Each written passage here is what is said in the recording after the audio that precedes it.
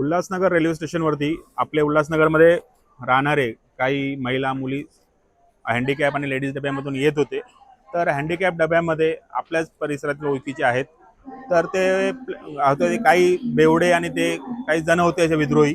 तर त्यांनी पूर्ण अश्लील चाळे करून अश्लील हावभाव किंवा म्हणजे अशा नको ठिकाणी हात लावून वगैरे सगळं म्हणजे घृणास्पद काम केलं। तर त्यांनी तिकडच्या महिलांनी वगैरे त्याला म्हणजे थोडासा चोप देऊन पोलिसांच्या हवाले केला।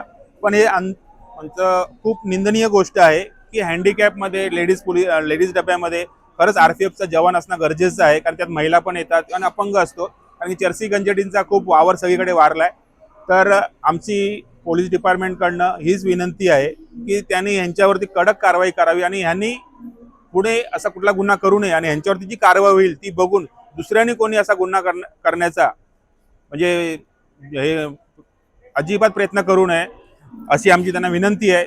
जर म्हणजे आम्ही यायच्या पहिले पोलीस स्टेशनला होते, जर आम्ही यापर्यंत बाहेर भेटले असते हा रूप काहीतरी वेगळंच असतं।